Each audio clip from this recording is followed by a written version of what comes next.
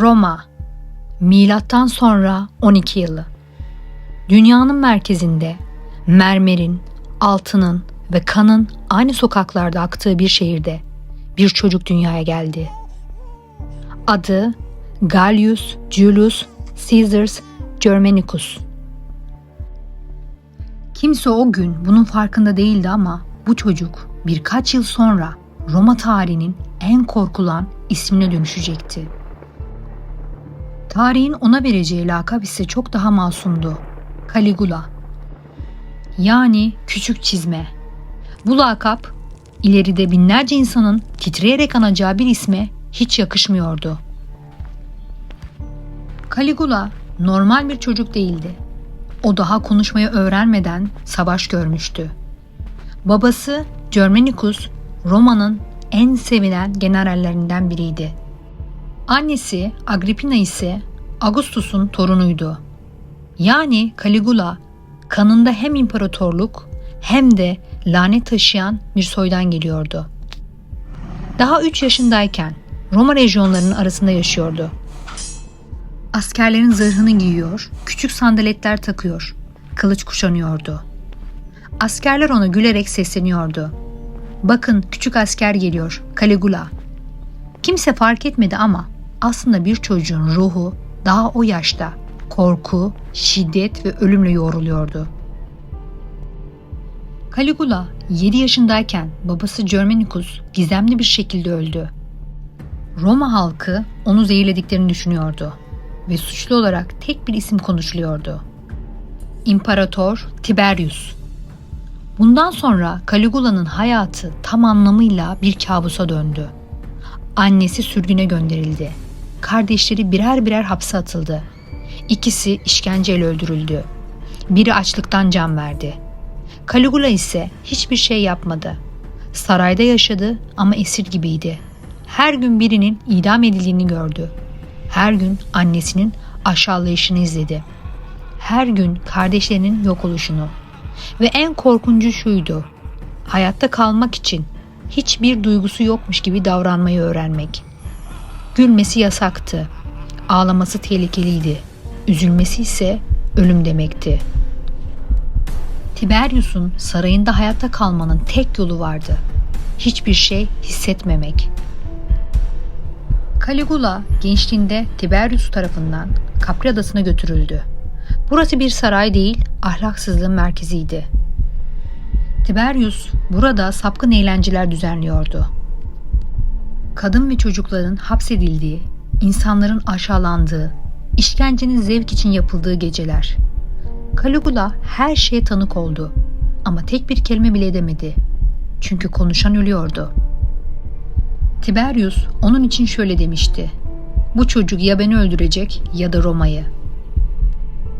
Milattan sonra 37'de Tiberius öldü ve Caligula 24 yaşında imparator oldu.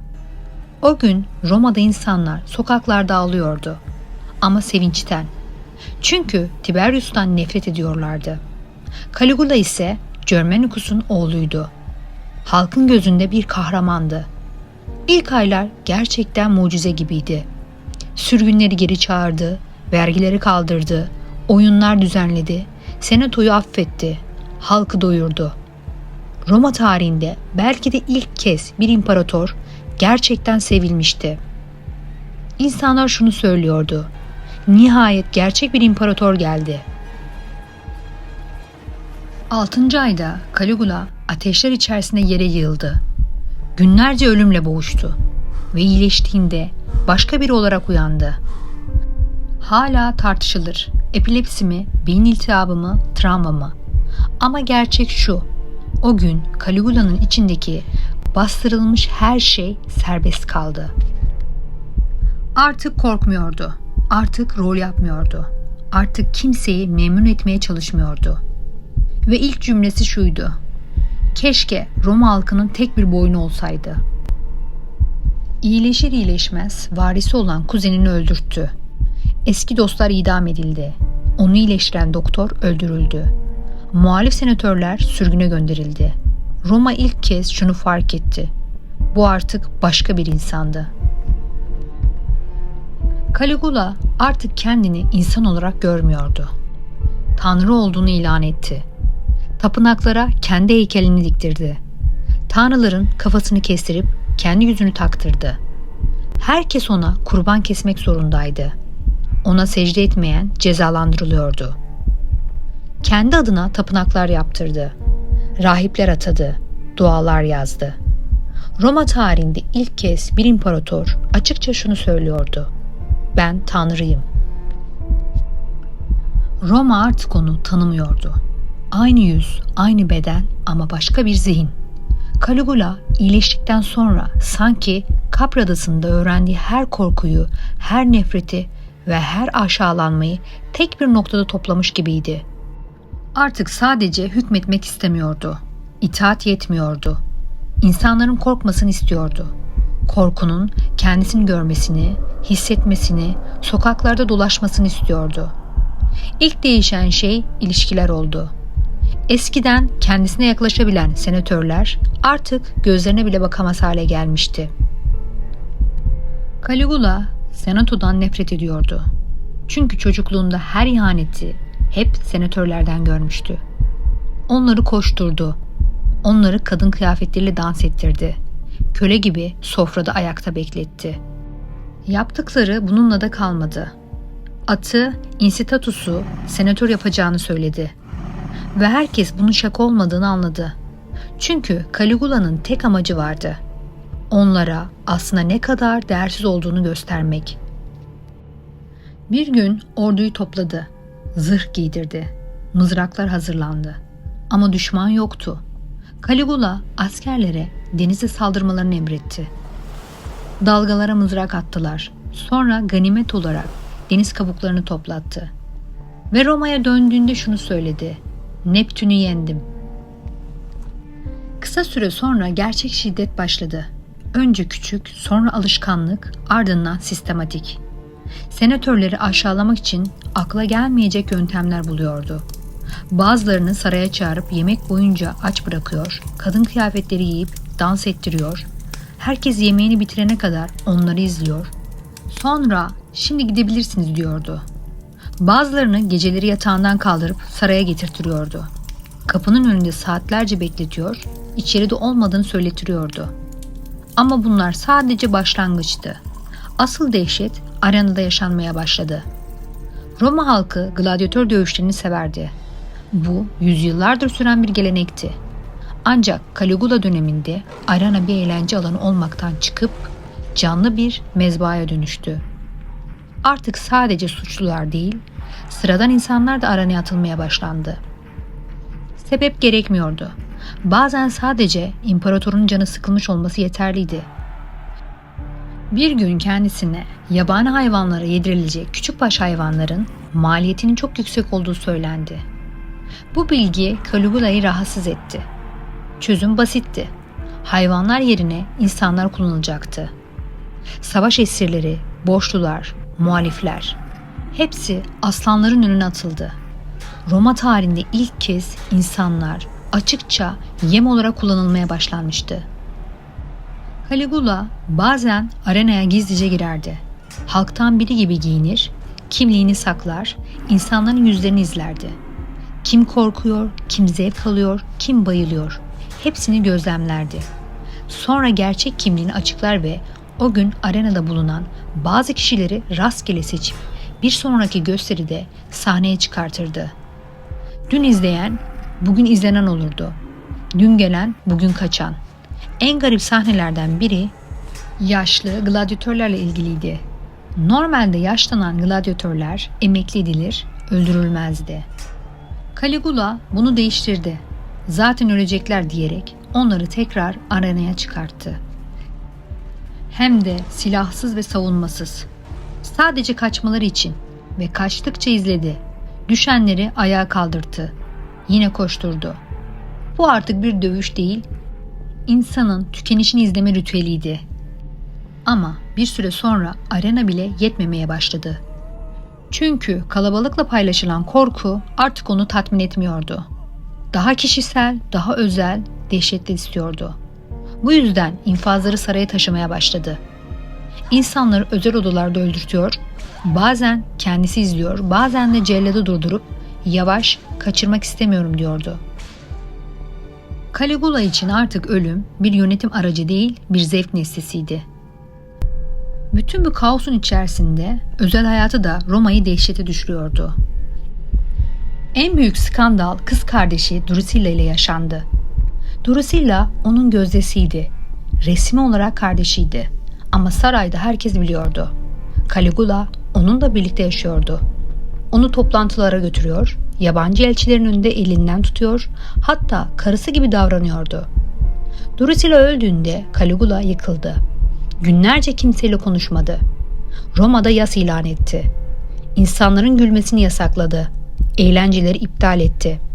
Kim yas tutmazsa cezalandırıldı. Ardından Drusilla'yı tanrı ilan etti. Tapınak yaptırdı, heykeller diktirdi ve Roma tarihinde ilk kez bir kadın imparator tarafından resmen ilahlaştırıldı. Bu olaydan sonra Caligula'nın tanrı takıntısı kontrolden çıktı. Artık sadece tanrı olmak istemiyor, tanrı gibi davranıyordu. Saraya gelen herkesin kendisine secde etmesini bekliyor, bazı senatörlere diz çöktürüyordu. Bir gün senatöre şöyle dediği yazılır: "Ben konuştuğum sürece senin hayatın var. Susarsam yok." Senato artık bir meclis değil, dekor haline gelmişti. Bu sırada mali durum ise hızla çökmeye başladı. Caligula'nın harcamaları sınırsızdı. Altınlar saçıyor, tapınaklar yapılıyor, oyunlar düzenliyor. Gemiler eğlence mekanına çevriliyordu. Hazine boşaldı ama Caligula durmadı. Vergiler koydu, saçma vergiler, düğün vergisi, fahişe vergisi, mahkeme vergisi. Hatta insanların miras bırakma haklarına bile el koydu. Zenginleri hedef aldı. Onları davet edip dost gibi ağırladı. Sonra zehirletti. Mallarına el koydu. Resmi gerekçe devlete borçları vardı ama asıl gerçek para lazımdı. Bir gün açık artırmaya yaşlı bir devlet memuru katıldı. Uykusu geldi, kafası düştü. Caligula tellala işaret etti. Her kafası düştüğünde fiyatı artır dedi. Uykulu adam farkında olmadan 9 milyon sestertius borçlandı. Uyandığında her şeyini kaybetmişti.